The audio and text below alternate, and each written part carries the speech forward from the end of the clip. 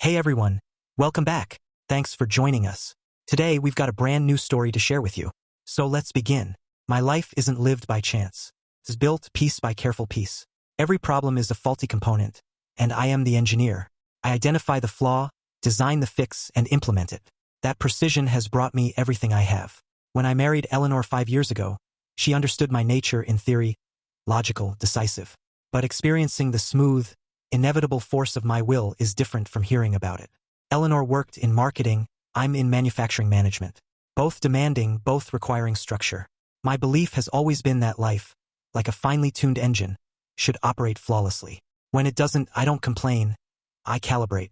In the early years, Eleanor saw this firsthand. Small things first. "Victor," she'd ask one night, pushing food around her plate at our usual restaurant, "do we always have to eat here? We never try new places." "This place is efficient," I replied, stating fact. "Predictable quality, fast service. No wasted time deciding." She sighed. "But variety is nice. Maybe next time we could." "That won't be an issue," I finished, already analyzing the data. The next day, I researched establishments, ratings, service reports, wait times. Over 2 weeks, I vetted a list of 3. I presented it to her later. "Choose." She blinked. "You made a list?" "I provided options," I corrected. She chuckled, shaking her head, but I saw a flicker in her eyes. Recognition. Maybe apprehension. The system was working. Then came larger disruptions. Some require more direct intervention. The neighbor's dog, a large, energetic husky mix. Persistent. Every morning, without fail, it would appear on my driveway, leaving its mark directly in front of my garage. The first time, I dismissed it. The second, I spoke to the owner, a distracted-looking man, coffee cup glued to his hand. "He's just a puppy," he said, waving off my concern. "Still training." A weak excuse. The third time, I was less patient. "Your dog, my driveway, every morning." He rubbed his eyes, annoyed. "Yeah, man, he's just a pup. Give him time." I gave him precisely 2 days. The morning after, I watched from the window as the animal calmly performed its ritual. Eleanor came in with her coffee. My gaze stayed fixed on the dog. "It's remarkable," I said, my voice even, "how often untrained dogs simply vanish." Eleanor froze. "Victor." I turned, offering a small, controlled smile. "Relax. I wouldn't harm an animal directly." Her eyes narrowed, searching mine. "What then?" "Nothing," I said, taking a sip of my coffee. I simply allowed the system to self-correct. The dog was gone the next evening. The owner searched, posted flyers, neighbors whispered. But some components are simply removed from the system permanently. Eleanor never asked. She didn't need to. Another disruption, the boyfriend of our other neighbor. He made a habit of parking directly outside my house, engine idling, blasting chaotic noise, what he called metal. After a long day, I required quiet order. The first time, I noted the anomaly. The second, I introduced a variable, a direct request to lower the volume. The third, a clear warning. "Stop the noise, or there will be consequences." He sneered. "What, old man? Call the cops." "I handle my own adjustments," I said, my expression neutral. He laughed and revved the engine. "Guess you'll have to live with it." He was mistaken. The next time the disruption occurred, I sat with Eleanor, feeling the walls vibrate. "You know," I observed, leaning back, "excessive vibration can loosen critical components in a vehicle's structure, cause catastrophic failure." Eleanor said nothing, simply watched me. 2 days later, he was in the hospital. Lost control on the highway. Engine mount failure. The system had failed him. Eleanor understood.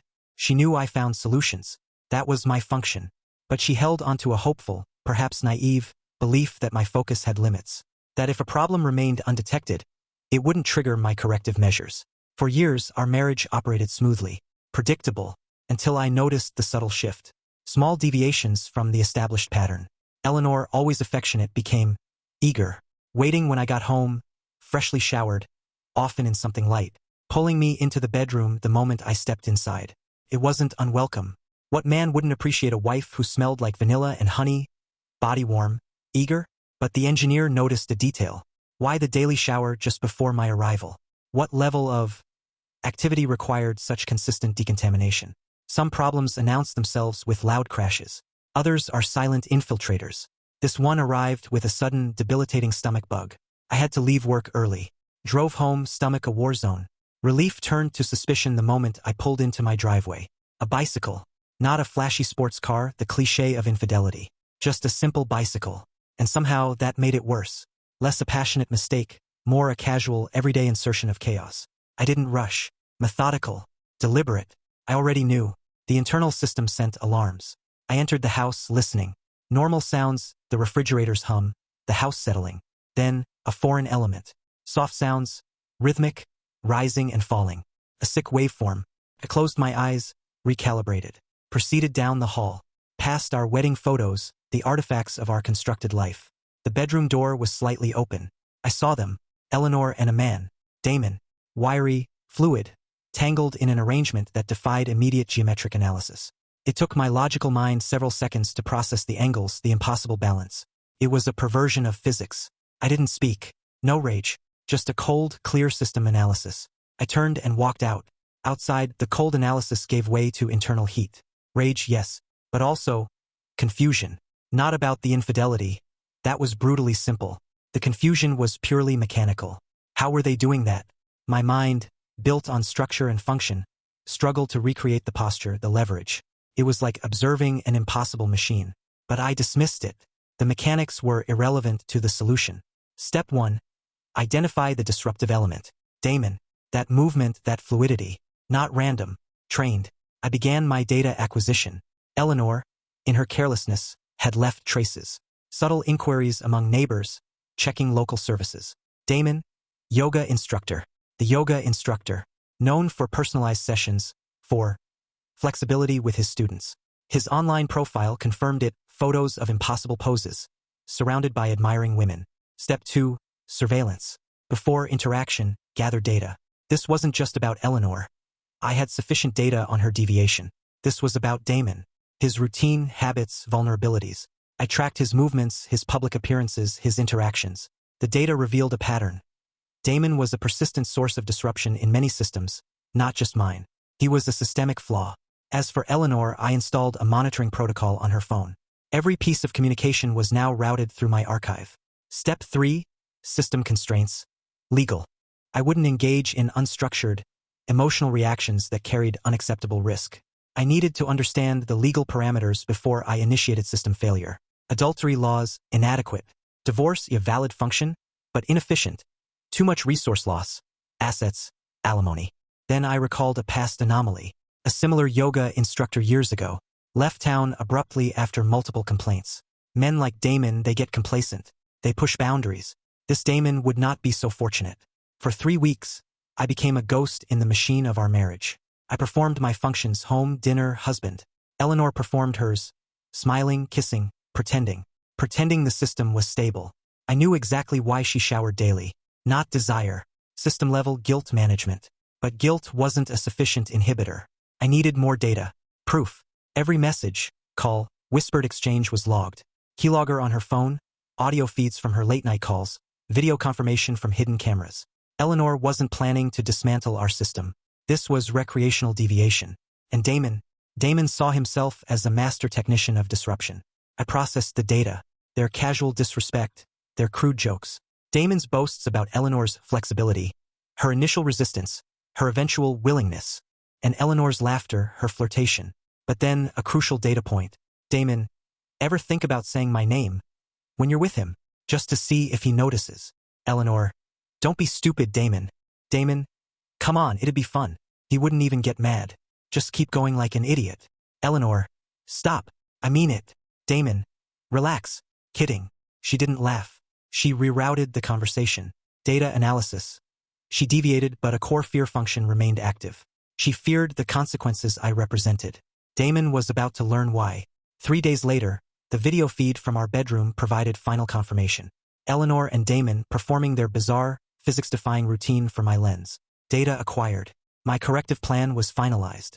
I reviewed the footage 5 times. Not for pleasure, but for analysis. Every frame, every sound, every impossible contortion. And each time, the original confusion persisted. The mechanics were an anomaly. It made me sick, yes.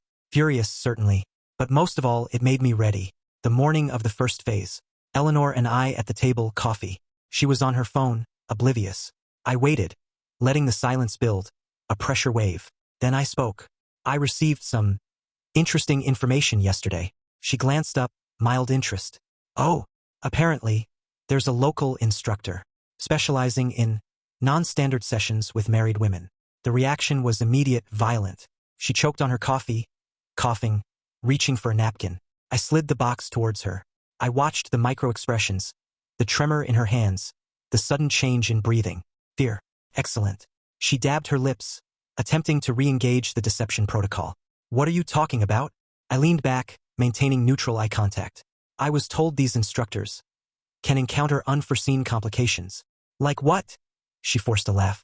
Physical malfunctions, I said, my voice flat.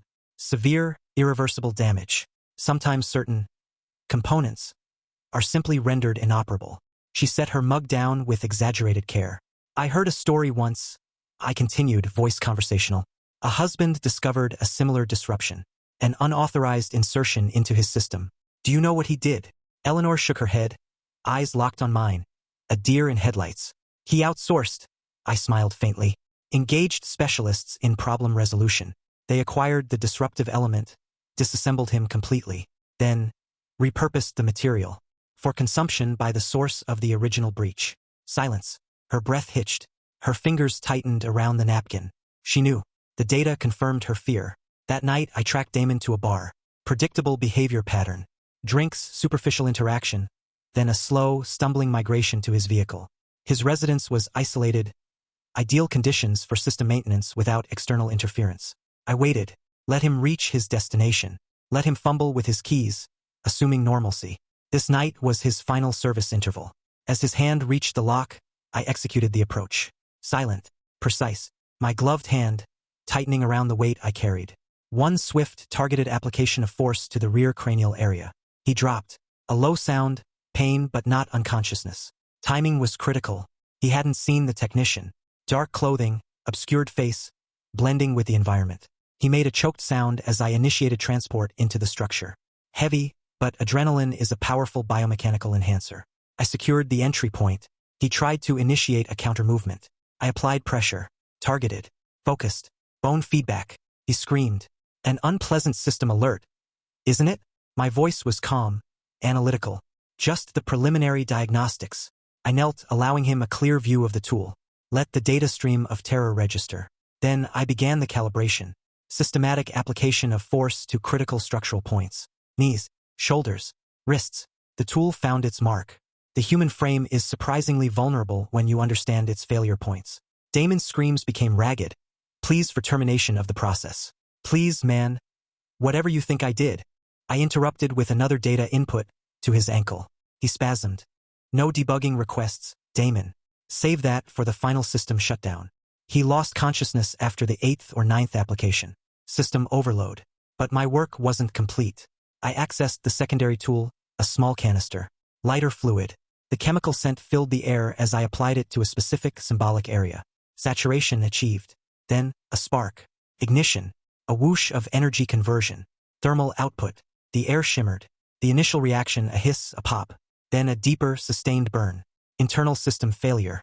I observed for a moment the involuntary physical reactions, even without conscious input. Then, I retrieved his communication device. Accessed the emergency protocol. There's been an incident, I said, altering my vocal parameters slightly. Emergency services required. Significant thermal event. Address. I provided the location. Urgent. I terminated the communication and returned the device to its immediate vicinity. My presence had been anomalous. According to the security logs I had preconfigured, at that precise moment, my system was engaged in a different verifiable activity.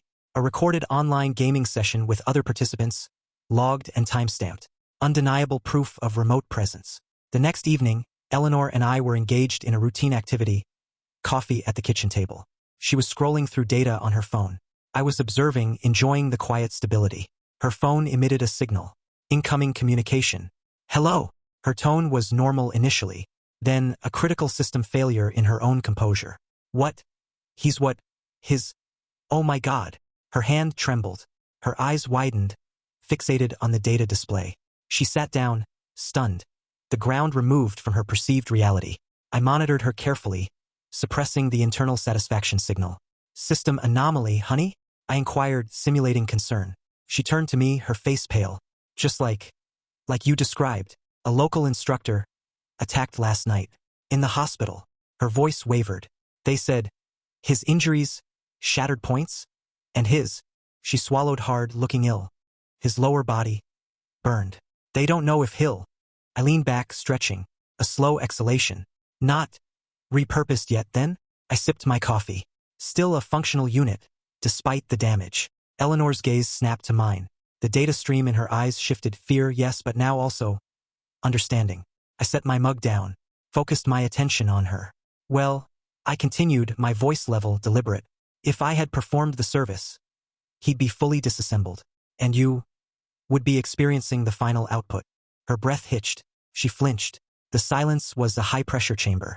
I rose, pushing my chair back smoothly.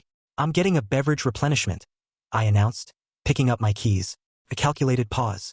Oh, I prepared a nutrient broth earlier. Chicken. It's in the cooler. Interface with it if you require sustenance. That achieved the desired effect. Her lips parted, but no sound emerged.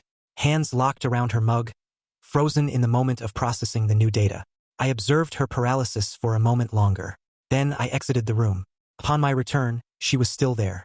Untouched coffee, untouched bowl of nutrient broth I had placed before her. Hands tightly clasped, knuckles white, staring blankly. I retrieved a chair, placed it beside her. Saturday.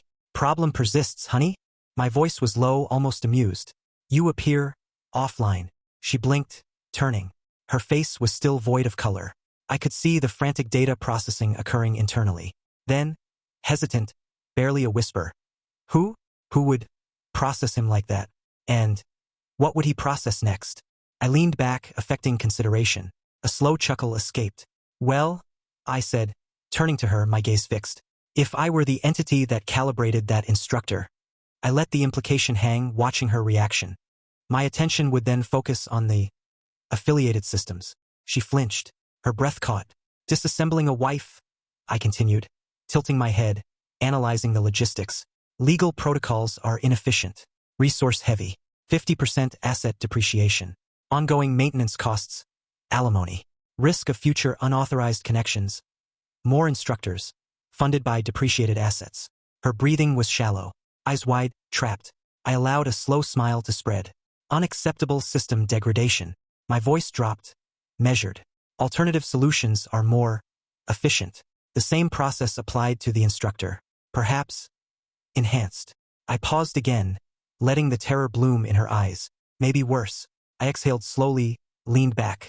There are external entities, specialists in problem removal. The cleaners. No trace. Very effective. Her body stiffened. Or perhaps, I mused, voice smooth, deliberate. A direct internal process. Removal and disposal. Integration into the environment. A new growth point. Kayla gasped, hand flying to her mouth. Who knows? I said, rising, stretching as if concluding a casual technical discussion. But this is the core principle. I turned to her, my eyes locking onto hers. The process would be absolute. She was trembling. Her eyes darted, searching for an escape route from the logical consequence. Then a small data input, unexpected. What if she still had system integrity? What if she loved him? That triggered an unexpected internal response, amusement. A deep, humorless chuckle. I shook my head, letting the calculation show in my eyes. Love. I turned back to her, mockery coating the word. System integrity? An integrated system doesn't establish unauthorized connections. It doesn't offer access points to external, disruptive entities. She dropped her gaze. No counter-argument. I allowed the silence to linger. Then, the final system command. If she attempts to decouple, to escape the parameters of my process, I said, my voice functional, detailing requirements, there will be no negotiation, no claims on shared assets, only complete disengagement, without any attempt at resource recovery. I stepped back, observing the impact. Her lips parted, but no words came. Eyes glistening, processing the full scope of the consequence. I smiled, turned, accessed a beverage from the cooling unit. The hiss of depressurization filled the space. Now, I said over my shoulder, already moving towards the primary display unit. I have a system performance analysis to monitor. I sank into the recliner. The display flickered to life, the game feed. A smooth, perfectly executed play unfolded. I took a slow sip, a sense of calculated accomplishment settling. Parameter achieved. 3 days later, the house felt different, quiet, an absence in the system, Less of her essence, more just structure. Then I saw it. On the kitchen table. A standard information transfer package. Manila. Unassuming. I opened it. The top document. Dissolution protocol. Signed. No demands. No resource allocation requests. No communication. Just her signature. A final, compliant action within the established parameters. A slow exhalation. It should have registered as success. Instead, a strange system state. Equilibrium achieved, but with an unexpected energy void. I moved to the living area. Poured a measure of a high-proof liquid. Saturday. Swirled the amber fluid. Final state achieved. I murmured. The sound lost in the empty space. The burn was expected, but it didn't fill the void. Freedom. An unexpectedly bitter flavor. A week later, I received external data. Eleanor had relocated. Damon had also initiated a relocation protocol, attempting to exit the local system. But certain system disruptions create cascades. Other affected parties began reporting their own experiences with Damon's unauthorized connections. One report became two, then multiple. By the time the authorities initiated their own containment protocol, he was identified as a systemic threat. Last data point. Processing within the correctional system. And me, the system designer. Free. There are moments in the quiet when a ghost data point registers Eleanor. Wondering about her status. Regret levels. But the analysis is swift. She made her operational choices. I executed my necessary corrective actions. My system is clean. The authorities initiated a minor inquiry regarding the Damon incident. Standard procedure. I provided access to relevant data. The recorded online gaming session, timestamped. Clear, verifiable proof of my system's activity during the critical period. The lead investigator cleared his throat. His partner shifted. That's conclusive, the first one stated, reviewing the data stream. My system runs efficiently, I confirmed. They closed their notebooks, acknowledged the data validity, exited. I still retain the primary data on the Eleanor/Damon anomaly, stored securely, accessed occasionally, not for emotional reprocessing, purely for analytical purposes, because even now, the original anomaly persists. The sheer illogical mechanics of their configuration. My mind still struggles to reconcile the physics. Thanks for watching. If you enjoyed this video, don't forget to like, comment, and subscribe for more stories like this. See you next time.